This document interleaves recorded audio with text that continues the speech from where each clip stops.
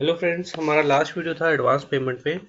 आज का हमारा वीडियो है ऑटोमेटिक पेमेंट प्रोग्राम पे। तो इसमें क्या होता है, एक बार मैं आपको हाई लेवल अंडरस्टैंडिंग दे देता हूँ पीपीटी में, फिर हम इसको सिस्टम में करेंगे। सबसे पहले ये ऑटोमेटिक पेमेंट प्रोग्राम है क्या?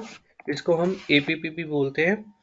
तो इससे क्या होता है, इससे आप जैसे मैनुअल पेमेंट बनाते हो एफ डैश 53 से, वो मैनुअल पेमेंट ना बना के आप उन काफ़ी, अगर बल्क में पेमेंट्स हैं, काफ़ी वेंडर्स की पेमेंट है, काफ़ी कंपनी कोड्स की पेमेंट है, उसमें काफ़ी सारे पेमेंट मेथड यूज़ हो रहे हैं, तो उसके लिए आप क्या कर सकते हो, उसके लिए ऑटोमेटिक पेमेंट प्रोग्राम यूज़ कर सकते हो। ये एक स्टैंडर्ड प्रोग्राम है जो कि एसएपी ने दिया हुआ है, जिससे हम बल्क में पेमेंट बना सकते हैं। पर इसके लिए हमें कॉन्फ़िगरेशन करना होता है। कॉन्फ़िगरेशन में क्या-क्या स्टेप्स हैं और यूज़र के स्टैंड पॉइंट से भी क्या-क्या स्टेप्स हैं, वो हम डिस्कस करेंगे। तो यहाँ पे ऑटोमेटिक पेमेंट प्रोग्राम के बारे में बताया है कि आप बल्क में जो चेक्स हैं उनको जनरेट कर सकते हो, उनको प्रिंट कर सकते हो। पेमेंट एडवाइस है उनको भी जनरेट करके प्रिंट कर सकते हो। पेमेंट समरी भी क्रिएट कर सकते हो।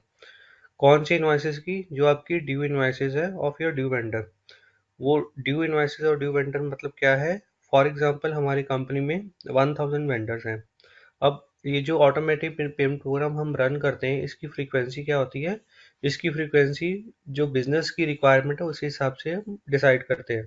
कुछ कंपनी में वीकली बेस के पर कुछ कंपनी में वीकली बेसिस पे रन किया जाता है, कुछ कंपनी में डेली बेसिस पे भी रन किया जाता है। तो ये डिपेंड करता है क्लाइंट की रिक्वायरमेंट पे। तो मोस्टली कंपनी जो है इसको वीकली बेस पे रन करती हैं। तो फॉर एग्जांपल हम अगर हर फ्राइडे को अगर पेमेंट बनाते हैं, तो मंडे से लेके फ्राइडे तक जितनी भी पेमेंट ड्यू हुई हैं, तो सिस्टम क्या करेगा, उन ड्यू इनवॉइसेस को सिस्टम में ले लेगा। तो यहाँ पे जैसे एग्जांपल में बताया हुआ है कि अगर हमारे पास 1000 वेंडर हैं, अब वो जो 1000 के 1000 वेंडर जो है उनकी पेमेंट फ्राइडे को या जो भी आपने वीकली डे डिसाइड किया हुआ उस दिन में सिस्टम नहीं लेगा। क्यों नहीं लेगा? क्योंकि ऐसा पॉसिबल नहीं है कि सारे वेंडर्स की इनवॉइस उसी दिन में ड्यू हो रही हैं। तो उसमें क्या होगा, सिस्टम चेक करेगा कि उस दिन में जिस दिन आप पेमेंट बना रहे हो, तो उस दिन में कौन कौन से वेंडर्स हैं जिनकी इनवॉइस जो है वो ड्यू हो रही है। तो फॉर एग्जांपल अगर हम आज पेमेंट बना रहे हैं, तो सिस्टम ने चेक किया कि आज में 1000 में से सिर्फ 200 वेंडर्स ऐसे हैं जिनकी इनवॉइसेस ड्यू हैं और जिनकी पेमेंट बन सकती है। अब ये जो 200 वेंडर्स हैं, इसमें से भी हमारे पास फॉर एग्जांपल एक वेंडर है एक्स वाई जेड। तो ये जो वेंडर है इसकी टोटल हमारे पास कितनी इनवॉइसेस है, इसकी हमारे पास 25 इनवॉइसेस हैं। बट आज के दिन में कितनी इनवॉइसेस इसकी ड्यू हो रही हैं? आज के दिन में इसकी 10 इनवॉइस सिर्फ ड्यू हो रही हैं। तो सिस्टम क्या करेगा, सिस्टम 10 इनवॉइस की पेमेंट बनाएगा। बाकी की जो 15 इनवॉइसेस होंगी उसका जो नेक्स्ट साइकिल में जब वो ड्यू होंगी, सिस्टम उसकी पेमेंट बनाएगा। तो इस हिसाब से ये जो ऑटोमेटिक पेमेंट प्रोग्राम है ये काम करता है। तो यहाँ पे बताया गया है कि हम डिफरेंट डिफरेंट जो पेमेंट मेथड है उसके थ्रू हम ये जो पेमेंट है या ये जो पेमेंट मीडियम है उनको जनरेट कर सकते हैं। हम चेक जनरेट कर सकते हैं, बैंक ट्रांसफर कर सकते हैं, वायर ट्रांसफर कर सकते हैं। ऑटोमेटिक पेमेंट को रन करने के लिए यूजर स्टैंड पॉइंट से हमारे पास 4 स्टेप्स हैं। ये कौन कौन से 4 स्टेप्स हैं? पहला है मेंटेन पैरामीटर। हम सिस्टम में कुछ पैरामीटर देंगे, उसके बेस पे सिस्टम एक प्रपोजल क्रिएट करेगा। ये जो प्रपोजल है ये फाइनली होगा, इसमें हम चेंजेस कर सकते हैं, इसको हम डिस्प्ले भी कर सकते हैं कि सिस्टम कौन सी इन्वाइसेस बनाने जा रहा है।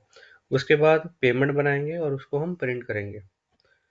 तो यहाँ पे मेंटेन पैरामीटर में क्या होता है, मेंटेन पैरामीटर में हम सिस्टम में इंफॉर्मेशन देते हैं कि कौन सी कंपनी कोड्स हैं जिनकी हम पेमेंट बनाने जा रहे हैं, और कौन से पेमेंट मेथड के अंडर वो जो पेमेंट जो है वो हम जनरेट कर रहे हैं।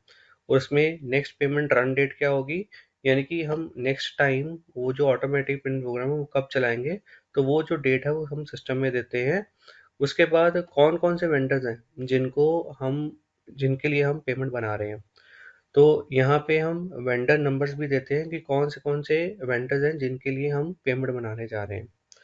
अब ये जो आपने इन्फॉर्मेशन दे दी है मेंटेन पैरामीटर पे, सिस्टम उसके बेस पे क्या करेगा, सिस्टम उसके बेस पे एक प्रपोजल क्रिएट करेगा। प्रपोजल में क्या होगा, प्रपोजल में एक लिस्ट ऑफ वेंडर्स आ जाएंगे और उनकी जो ड्यू इनवॉइसेस है वो आ जाएंगी। अब जो इनवॉइसेस सिस्टम में सेलेक्ट किए हैं, वो आप उसको उसमें से निकाल भी सकते हो, उसको आप ब्लॉक भी कर सकते हो। उसमें जो हाउस बैंक लिखा हुआ है उसको भी आप चेंज कर सकते हो। तो ये सारी चेंजेस पॉसिबल है। इसको अगर आपने ये जो प्रपोजल बनाया हुआ है, ये आपने अगर गलती से बना दिया या आपके यूज़ का नहीं है, तो आप तो इस प्रपोजल को आप डिलीट भी कर सकते हैं।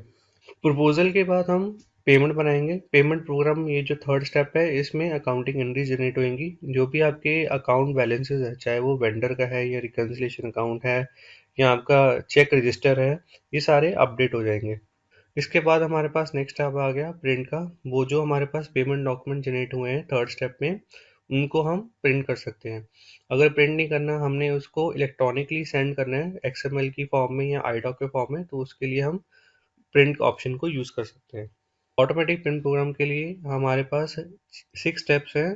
तो ये 6 स्टेप्स में आ जाता है ऑल कंपनी कोड, जिसमें हम सारे कंपनी कोड को ऐड करते हैं। पेइंग कंपनी कोड, जिसमें सिर्फ हम उन पेइंग कंपनी कोड को ऐड करेंगे जिसके साथ हाउस बैंक अटैच है। तो ऑल कंपनी कोड में ऐसा नहीं है, ऑल कंपनी कोड में ऐसे कंपनी कोड भी आ जाएंगे जो जिनके साथ हाउस बैंक ऐड नहीं है और अटैच नहीं है। उसके बाद पेमेंट मेथड इन कंट्री है, payment method in company code है, बैंक डिटर्मिनेशन है और हाउस बैंक है। तो ये जो कॉन्फ़िगरेशन स्टेप्स हैं और ये जो यूज़र स्टेप्स हैं, इनको हम सिस्टम में देख लेते हैं। पहले कॉन्फ़िगरेशन स्टेप्स को देख लेते हैं। कॉन्फ़िगरेशन स्टेप्स को सिंगल स्क्रीन पे देखने के लिए आपके पास ट्रांजैक्शन कोड है FBZP। FBZP, तो ये 6 स्टेप्स हैं जिसमें हम कॉन्फ़िगरेशन कर सकते हैं ऑटोमेटिक प्रिंट प्रोग्राम की, और ये सीक्वेंस में होगी। तो अगर हमें इसको याद भी करना है तो हम इसको सीक्वेंस में याद करेंगे। पहले होगा ऑल कंपनी कोड, उसके बाद होगा पेइंग कंपनी कोड, देन उसके बाद होगा payment method in country, then payment method in company code, bank determination और हाउस बैंक। इसको सीक्वेंस में याद करने का सिंपल फार्मूला ये है। तो जो पहले 2 स्टेप्स हैं वो कंपनी कोड से रिलेटेड है, नेक्स्ट 2 स्टेप्स जो हैं वो पेमेंट मेथड से रिलेटेड है, लास्ट जो 2 स्टेप्स हैं वो बैंक से रिलेटेड है। तो company code, payment method, bank. तो सबसे पहले हम चले जाते हैं ऑल कंपनी कोड में। ऑल कंपनी कोड में हम सारे कंपनी कोड की इंफॉर्मेशन देंगे, चाहे उसमें हाउस बैंक अटैच है या नहीं है। न्यू एंट्री पे जाएंगे, यहाँ पे कंपनी कोड ऐड कर देंगे 1188, जो कि हमारा कंपनी कोड है। और यहाँ पे भी पेइंग कंपनी कोड में भी 1188। पेइंग कंपनी कोड मतलब जिसके साथ हाउस बैंक अटैच है। सेंडिंग कंपनी कोड जिसके साथ हाउस बैंक अटैच नहीं है, उसकी पेमेंट भी पेइंग कंपनी कोड कर रहा है। उसके बाद यहाँ पे एक चेक बॉक्स दिया हुआ है, सेपरेट पेमेंट पर बिजनेस एरिया। अगर आप अपनी कंपनी में बिजनेस एरिया यूज़ कर रहे हो, तो वो जो पेमेंट्स हैं वो बिजनेस एरिया वाइज आपको जनरेट करनी है, तो उसके लिए ये चेक बॉक्स जो है इसको सिलेक्ट कर सकते हो। तो यहाँ पे मैक्सिमम कैश डिस्काउंट का चेक बॉक्स आ जाता है। मैक्सिमम कैश डिस्काउंट जो कि हमें वेंडर से मिलता है, तो ये चेक बॉक्स हम टिक कर सकते हैं। इसके बाद हमने इसको सेव कर दिया। ये जो वेंडर, इसके बाद हम इसको सेव कर देंगे। ये जो वेंडर और कस्टमर है, इसमें स्पेशल जीएल है, तो ये एडवांस पेमेंट के लिए, तो इसको हम एडवांस पेमेंट के लिए यूज़ कर सकते हैं। इसके लिए मैंने एक वीडियो भी बनाया हुआ है, आप उस वीडियो को जाके चेक कर सकते हो। मैं उसका लिंक जो है डिस्क्रिप्शन बॉक्स में दे दूंगा। एंटर, वापस जाएंगे। उसके बाद हमारे पास नेक्स्ट स्टेप आ गया पेइंग कंपनी कोड। इस पर क्लिक करेंगे और यहाँ पे न्यू एंट्री बटन पे क्लिक करेंगे। यहाँ पे हम पेइंग कंपनी कोड दे देते हैं 1188। अब यहाँ पे ये जो ऑटोमेटिक पेमेंट प्रोग्राम होता है, उसको हम इनकमिंग पेमेंट्स के लिए और आउटगोइंग पेमेंट्स दोनों के लिए यूज़ कर सकते हैं, बट मोस्टली हम इसको आउटगोइंग पेमेंट्स के लिए यूज़ कर सकते हैं। तो ये जो ऑटोमेटिक पेमेंट प्रोग्राम है, ये आपके वन टाइम वेंडर और आपका जो नॉर्मल वेंडर है, दोनों के लिए यूज़ हो सकता है। तो ये जो वन टाइम वेंडर्स हैं, उनकी पेमेंट भी आप ऑटोमेटिक पेमेंट प्रोग्राम के थ्रू बना सकते हो। उसके बाद ये जो ऑटोमेटिक पिन प्रोग्राम है, ये हम कस्टमर और वेंडर दोनों अकाउंट टाइप के लिए यूज़ कर सकते हैं, बट मोस्टली हम इसको बट मोस्टली हम इसको वेंडर्स के लिए यूज़ करते हैं। अब यहाँ पे ये बता रहा है कि ये जो कंपनी कोड है, पेइंग कंपनी कोड है, उसमें आपने कोई आउटगोइंग पेमेंट लिमिट देनी है, तो वो लिमिट अमाउंट दे सकते हो कि मिनिमम अमाउंट क्या होना चाहिए। उसके नीचे सिस्टम जो है वो इनवॉइस को पिक नहीं करेगा ऑटोमेटिक प्रिंट प्रोग्राम के लिए। तो यहाँ पे हम लिमिट दे देते हैं 100 INR। इनकमिंग पेमेंट हम नहीं यूज़ कर रहे हैं, तो हम इसको ब्लैंक कर देते हैं, इन्फॉर्मेशन ब्लैंक रहेगी। उसके बाद हम फॉर्म्स में जाएंगे और यहाँ पे हम पेमेंट एडवाइस फॉर्म को अटैच कर लेते हैं। यहाँ पे सिस्टम ने आपको कुछ स्टैंडर्ड फॉर्म दिए हुए हैं, उन फॉर्म को हम यूज़ कर सकते हैं। तो यहाँ पे F4 प्रेस करेंगे ऑटोमेटिक पेमेंट प्रोग्राम में अगर आप पेमेंट एडवाइस जनरेट करना चाहते हो तो वो पेमेंट एडवाइस जनरेट आप कौन सी कंट्री के लिए करना चाहते हो, कौन सा फॉर्मेट है, तो वो आप एसएपी में कुछ स्टैंडर्ड दिए हुए हैं उनको आप यूज़ कर सकते हो। तो यहाँ पे हम इंटरनेशनल में जाएंगे और यहाँ पे ये जो थर्ड ऑप्शन है पेमेंट एडवाइस नोट का, इस पे हम डबल क्लिक कर देते हैं। तो ये जो स्टैंडर्ड फॉर्म है जो कि एसएपी ने दिया हुआ है ये हम यूज़ कर सकते हैं, F110 IN AVIS। उसके बाद हम जाएंगे सेंडर डिटेल पे। सेंडर डिटेल में ये जो टेक्स्ट आईडी है इसको हम यहाँ पे मेंशन कर देंगे एस टी मतलब स्टैंडर्ड, और इस इंफॉर्मेशन को हम सेव कर लेते हैं। वापस जाएंगे। उसके बाद आपका नेक्स्ट स्टेप आ गया, third step payment method in country. इस पे क्लिक करेंगे। ये जो ऑटोमेटिक पेमेंट प्रोग्राम है ये आप कौन सी कंट्री के लिए बनाना चाहते हो, उसमें कौन सा मेथड आप अप्लाई करना चाहते हो, तो यहाँ पे वो इन्फॉर्मेशन आप दे सकते हो। कुछ बेसिक इन्फॉर्मेशन एसएपी ने ऑलरेडी दी हुई है। फॉर एग्जांपल इसको अगर हम कंट्री इंडिया के लिए यूज़ करना चाहते हैं तो आप देख सकते हो इसमें दो मेथड ऑलरेडी दिए हुए हैं, एक तो है बैंक ट्रांसफ़र का, एक है चेक का। अगर आपने कोई और ऐड करने तो वो ऐड भी कर सकते हो आप। तो फॉर एग्जांपल अगर हम नया ऐड करते हैं, न्यू एंट्री पे जाएंगे और उसका आईडी दे देते हैं। आईडी से पहले हम कंट्री कोड दे देते हैं IN। उसके बाद आपके पास आ गया पेमेंट मेथड। यहाँ पे पेमेंट मेथड आईडी हम सिंगल करेक्टर का दे सकते हैं, ये अल्फा न्यूमेरिक और स्पेशल करेक्टर भी हो सकता है, तो यहाँ पे मैंने P दे दिया। ये क्या है, ये है हमारा payment method check for India या फॉर कंपनी को 1188। उसके बाद ये जो पेमेंट मेथड है ये आप आउटगोइंग पेमेंट्स या इनकमिंग पेमेंट्स के लिए यूज़ करोगे तो उसको आप यूज़ कर सकते हैं। तो अकॉर्डिंगली आप इस रेडी बटन को सिलेक्ट कर सकते हो। तो हम यहाँ पे आउटगोइंग पेमेंट के लिए जाएंगे। उसके बाद आ रहा है पेमेंट मेथड क्लासिफिकेशन। जैसे मैंने आपको बताया कि ये जो डिफरेंट डिफरेंट पेमेंट मेथड्स आप यूज़ करते हो, चेक के लिए अलग, बैंक ट्रांसफ़र के लिए अलग, बिल ऑफ एक्सचेंज के लिए अलग, और यहाँ पे कॉम्बिनेशन दिया हुआ है bill of exchange check both के लिए।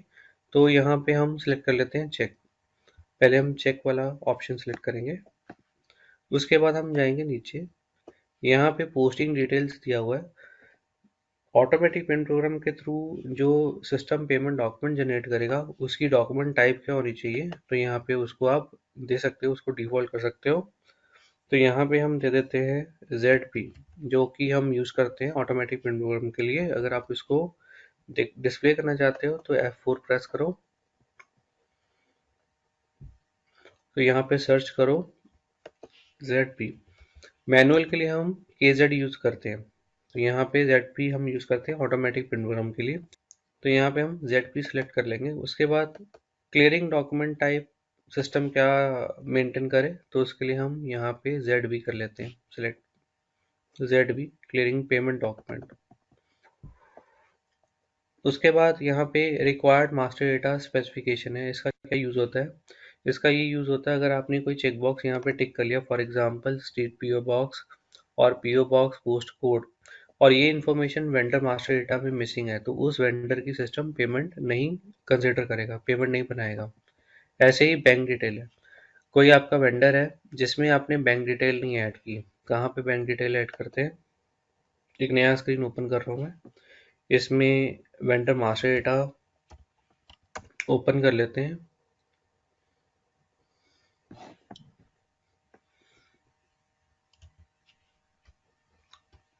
1188 कंपनी कोड है।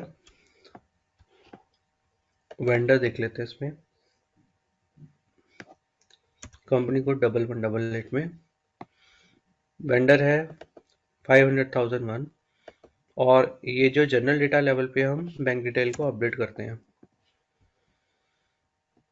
यहाँ पे जैसे बैंक डिटेल को ऐड किया हुआ। तो अगर ये चेक बॉक्स सिलेक्ट है और ये इन्फॉर्मेशन यहाँ पे मिसिंग है तो सिस्टम इस वेंडर की पेमेंट नहीं बनाएगा। और अगर आपने यहाँ पे इस इंफॉर्मेशन को ब्लैंक रखना है और यहाँ पे आपने चेक बॉक्स को हटा दिया है बैंक डिटेल का, तो सिस्टम उसमें पेमेंट बना देगा। तो हम यहाँ पे पहला वाला चेक बॉक्स को डिसेलेक्ट कर लेते हैं, बैंक डिटेल्स रिक्वायर्ड कर देते हैं। उसके बाद नीचे आ जाएंगे, यहाँ पे हमारे पास आ जाता है पेमेंट मीडियम वर्क बेंच। जब हम चेक में पेमेंट बना रहे हैं और उसको जनरेट करना है, तो उसके लिए हम यहाँ पे एक पेमेंट मीडियम यूज़ करेंगे जो कि एसएपी ने स्टैंडर्ड दिया हुआ है, जिसका नाम है RFFO US और US_C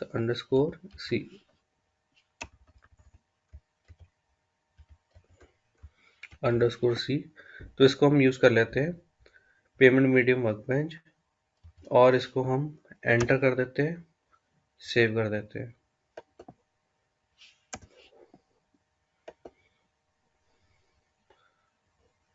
तो ये हमारा नया पेमेंट मेथड बन गया। अगर आपने देखना है कि चेक में क्या दिया हुआ है, तो यहाँ पे डबल क्लिक करेंगे, सी जो पेमेंट मेथड चेक उसमें जाएंगे, तो यहाँ पे भी बैंक कंट्री आ गया और उसके बाद बैंक मेथड आईडी आ गया, डिस्क्रिप्शन आ गया, सिलेक्शन किया हुआ है outgoing payment in checks only, allowed for person, मतलब कि अगर आपने एम्प्लॉयज़ को कोई पेमेंट करनी है उसके लिए इस ऑटोमेटिक पेमेंट प्रोग्राम को यूज़ करना है, तो उसके लिए अलाउड फॉर पर्सनल पेमेंट आ जाएगा। एड्रेस को रिक्वायर्ड किया हुआ है इसमें, और ZP डॉक्यूमेंट टाइप को लिया हुआ है। RFFO स्टैंडर्ड में दिया हुआ है RFFO OD_S, तो इसी को यूज़ कर लेते हैं। तो स्टैंडर्ड में दिया हुआ है payment medium programme RFFO OD_S, तो इसको हम यूज़ कर लेते हैं अपने पेमेंट मेथड के लिए जो हमने बनाया है।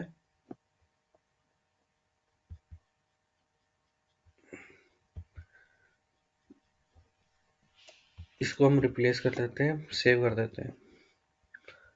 इसके बाद हमारा जो नेक्स्ट स्टेप है वो है payment method in company code. जो भी आपके पेमेंट मेथड है उसको आपने कोई कंपनी कोड के साथ लिंक करना है। जो भी आपने पेमेंट मेथड बनाया है उस पेमेंट मेथड को अब आपने अपनी कंपनी कोड के लिए लिंक करना है, जिसमें आप उस पेमेंट मेथड को यूज़ करना चाहते हो। तो उसके लिए आप न्यू एंट्री बटन में जाओ। यहाँ पे जैसे हमने बनाया है पेमेंट मेथड पी, और उसको हम लिंक करेंगे अपने कंपनी कोड 1188 के साथ। पेमेंट मेथड है पी। अब इस कॉम्बिनेशन में, जैसे कि पेइंग कंपनी कोड और पेमेंट मेथड का ये जो कॉम्बिनेशन, इसमें आपका मिनिमम अमाउंट क्या होगा वो आप दे दो, जो सिस्टम कंसिडर करेगा ऑटोमेटिक प्रोग्राम के लिए। मैक्सिमम अमाउंट आप दे दो 99999। उसके बाद यहाँ पे अगर आपने जो पेमेंट्स है वो फॉरेन करेंसी में बनानी है, तो ये जो चेक बॉक्सेस है इनको आप टिक कर दो। उसके बाद ये फॉर्म डेटा है बटन, इस पे आप क्लिक करो, और यहाँ पे पहले हमने जो फॉर्म दिया था वो दिया था पेमेंट एडवाइस के लिए। यहाँ पे हम चेक के लिए कौन सा फॉर्म यूज़ करना चाहते हो, तो यहाँ पे भी वंस अगेन जो एसएपी ने स्टैंडर्ड फॉर्म दिए हुए हैं उनको हम यूज़ कर सकते हैं। F4 प्रेस करो अगेन, यहाँ पे ऑप्शन इंटरनेशनल में जाओ, और यहाँ पे ये जो लास्ट ऑप्शन है इसको सेलेक्ट कर लो, check with check management, double click करो, तो सिस्टम यहाँ पे आपको फॉर्म डिस्प्ले कर देगा F110 के लिए, F110 प्रीनम चेक। अब ये जो चेक बनेगा उसमें ड्रॉर वाली साइड में आपने क्या प्रिंट करवाना है, तो यहाँ पे वो इन्फॉर्मेशन आप लिख सकते हो, ड्रॉर ऑन द फॉर्म। तो वो जो चेक है वो कौन इशू कर रहा है, for example payment department, treasury, Amazon India limited. तो ये हम चाहते हैं चेक में प्रिंट होके आए, तो इसको हम सेव कर लेते हैं, एंटर। वापस आ जाएंगे। सेकेंड लास्ट स्टेप है आपका बैंक डिटर्मिनेशन, इसमें जाएंगे।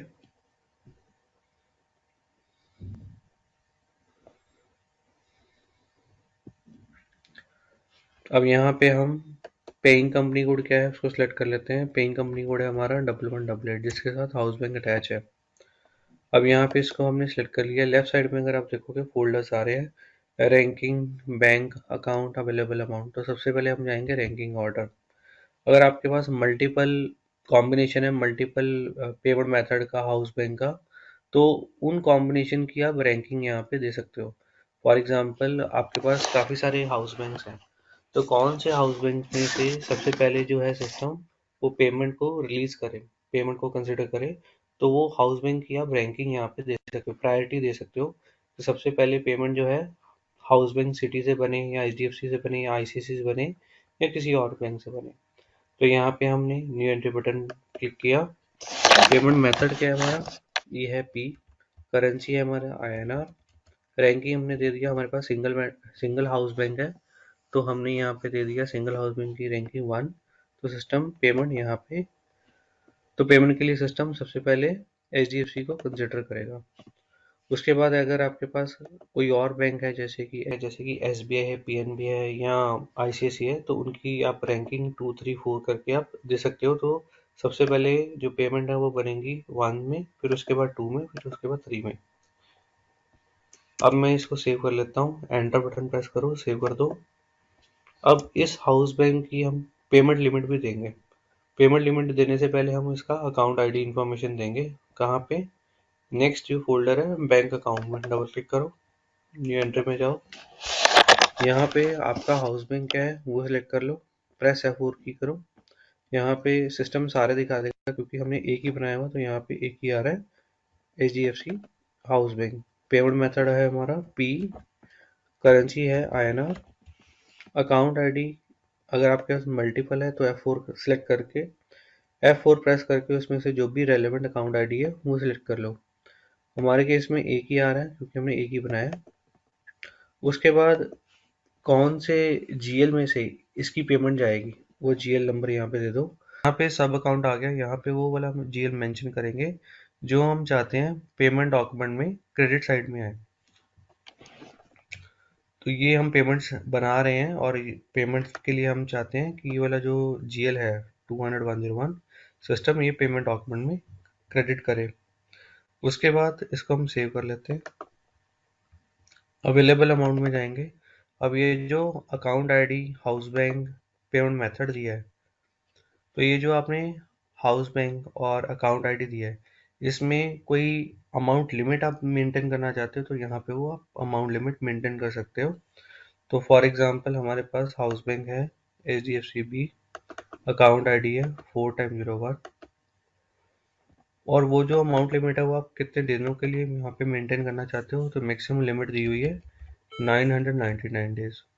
कौन सी करेंसी में आप ये लिमिट देना चाहते हो, तो फॉर एग्जांपल हमने लिमिट दे दी 9999 की। अब इसको हम सेव कर लेते हैं और उससे हम बाहर आ जाते हैं। तो ये हमारा हो गया सेकेंड लास्ट स्टेप। जो लास्ट स्टेप है इसमें आप अपना हाउस बैंक को चेक कर सकते हो।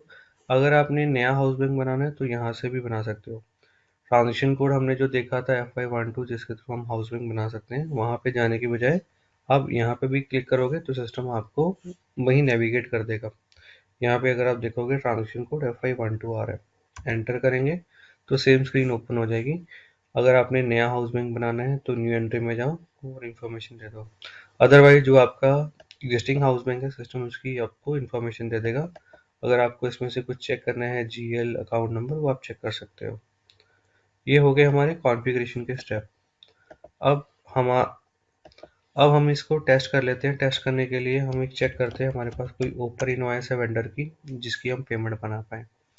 तो ये हमारा वेंडर है 500,001, कंपनी कोड है 1188। इसकी हम कोई ओपन इनवॉइस देख लेते हैं, अगर है तो उसकी हम पेमेंट बनाएंगे।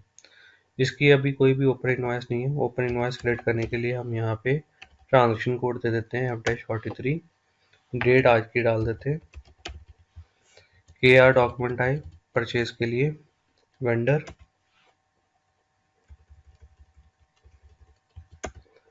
अमाउंट दे देते हैं। अमाउंट यहाँ पे मेंशन कर देते हैं 18,000। Purchase invoice 40 consumption GL।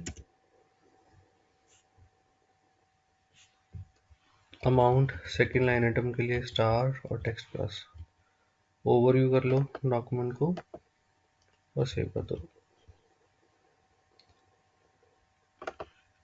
FBL1N में जाएंगे दोबारा से, यहाँ पे देखेंगे ओपन आइटम में सिस्टम आपको 18,000 ड्यू दिखा देगा। अब इस 18,000 जो ड्यू है इसकी हम पेमेंट बनाना चाहते हैं ऑटोमेटिक पेमेंट प्रोग्राम के थ्रू। तो उसके लिए यहाँ पे हम जाएंगे, ट्रांजेक्शन कोड है हमारे पास F110 एंटर करेंगे। ऑटोमेटिक पेमेंट प्रोग्राम में सबसे पहले सिस्टम आपसे रन डेट और ID मांगेगा। आप कौन सी डेट में वो जो ऑटोमेटिक पेमेंट प्रोग्राम है उसको आप एग्जीक्यूट करना चाहते हो, तो यहाँ पे हम आज की डेट दे देते हैं 18/11।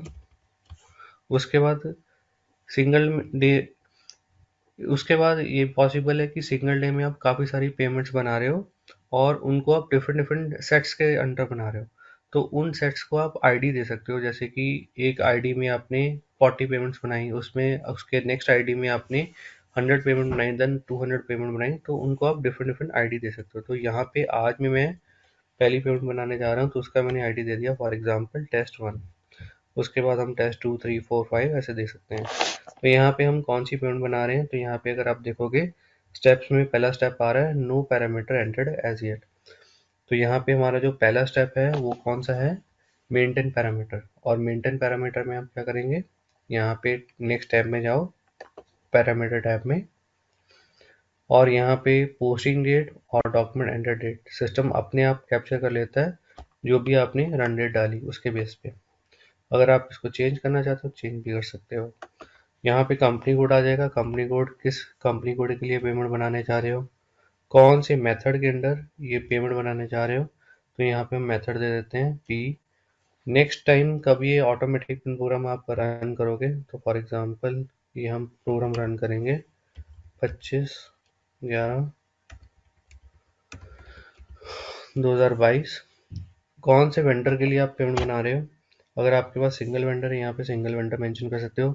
अगर आपके पास कुछ सिलेक्टेड वेंडर है तो ये मल्टीपल सिलेक्शन का जो एरो बटन है येलो वाला, इसको आप टिक करो, तो आप जो भी आपके सिलेक्टेड वेंडर है उसको कॉपी करके यहाँ पे पेस्ट कर दो।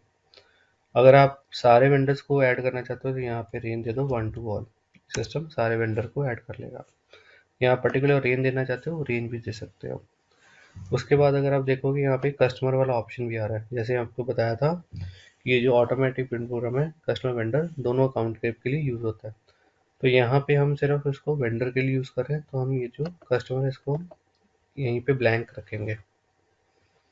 उसके बाद आप जाओगे एडिशनल लॉग में, एडिशनल लॉग जो टैब है उसको सिलेक्ट करोगे। अब इस एडिशनल लॉग में ये जो चेक बॉक्सेस हैं इसको हम सिलेक्ट कर लेते हैं। पहला चेक बॉक्स है कि जो हमें सिस्टम लॉग जनरेट करे उसमें सिस्टम ये दिखाए कि ड्यू डेट क्या थी, जो कि इनवॉइस सिस्टम ने सिलेक्ट करी है उसकी ड्यू डेट क्या है। उसके बाद पेमेंट मेथड क्या है जो सिस्टम ले रहा है उन इनवॉइसेस के लिए। और ये जो थर्ड चेक बॉक्स है ये सिलेक्ट करेंगे। उसके बाद आ जाएगा आपका फोर्थ चेक बॉक्स, तो ये हम 3 चेक बॉक्स यहाँ पे सिलेक्ट कर लेते हैं। Line item of the payment document ये सिस्टम डिस्प्ले करे कौन से वेंडर के लिए। अगेन अगर सारे हैं तो यहाँ पे 1 to all आ जाएगा, और अगर कोई सिलेक्टेड है तो यहाँ पे सिलेक्टेड हम सिलेक्ट कर सकते। फॉर एग्जांपल हमारे केस में हमारे पास सिंगल वेंडर है तो यहाँ पे हम सिंगल वेंडर सिलेक्ट कर लेते हैं 500,000 मंथ के लिए। एंटर बटन प्रेस करो, सेव कर दो। उसके बाद आप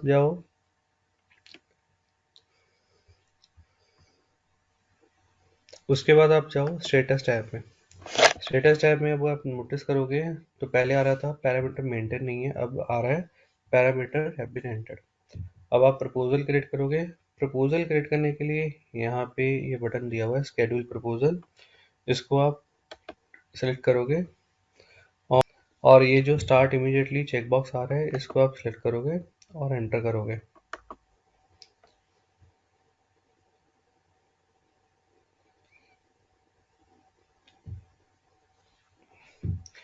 तो यहाँ पे दिखा रहा है कि proposal is ready to be started. तो आपने एंटर बटन प्रेस करना है जब तक कि यहाँ पे मैसेज ना आ जाए। कौन सा मैसेज ना आ जाए, प्रपोजल हैज़ बीन क्रिएटेड का। ये जो आप देख रहे हो स्टेटस वाला बटन इसको भी आप क्लिक कर सकते हो ताकि सिस्टम इस प्रोग्राम को रिफ्रेश करे। तो यहाँ पे रिफ्रेश हो गया और यहाँ पे आ गया प्रपोजल हैज़ बीन क्रिएटेड। अब उस प्रपोजल को डिस्प्ले करना चाहते हो, यहाँ पे आप डिस्प्ले ऑप्शन में जाओ।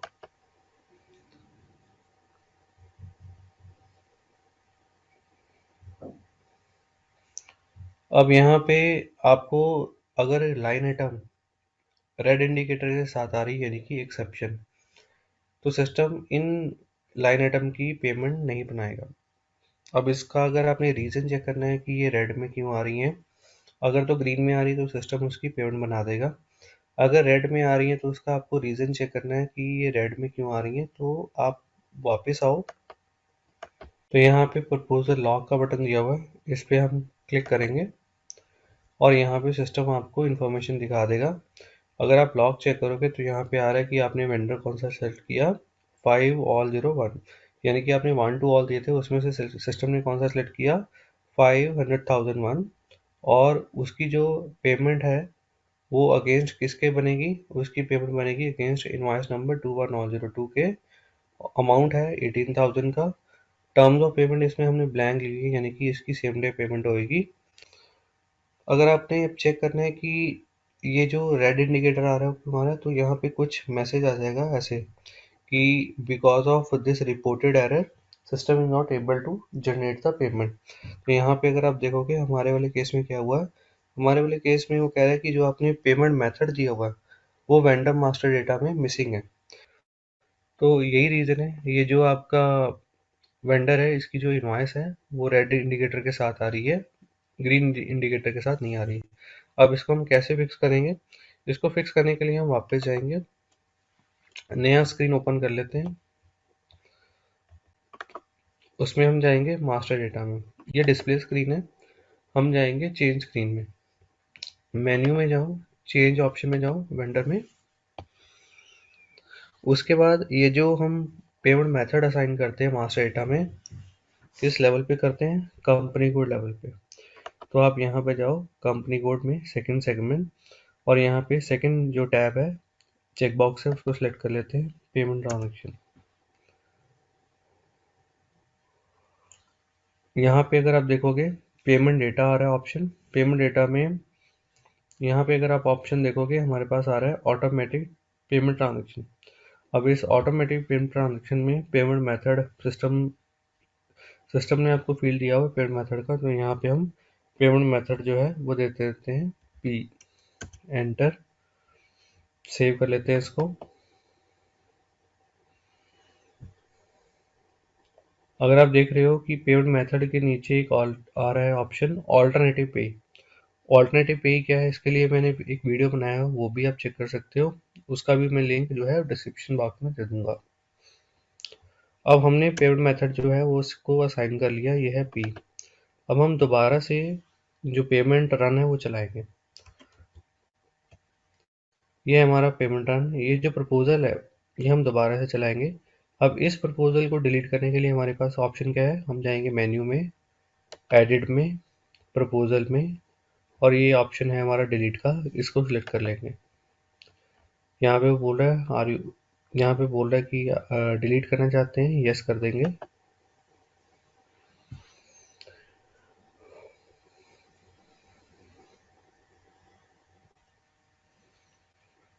अब हम जाएंगे दोबारा प्रपोजल पे, क्रिएट करेंगे इसको, स्टार्ट इमीडिएटली चेकबॉक्स जो है वो टिक होना चाहिए। यहाँ पे प्रपोजल क्रिएट हो गया, दोबारा से हम इसको डिस्प्ले करेंगे, डिस्प्ले ऑप्शन में जाओ। अब अगर आप देखोगे अब ये रेड इंडिकेटर के साथ नहीं आ रहा, ग्रीन इंडिकेटर के साथ आ रहा है, यानी कि इसकी पेमेंट बनेगी, इस लाइन आइटम की पेमेंट बनेगी।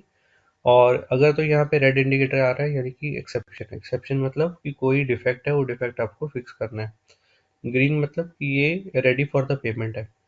अब यहाँ पे हम वापस जाएंगे और इसकी पेमेंट बना देंगे।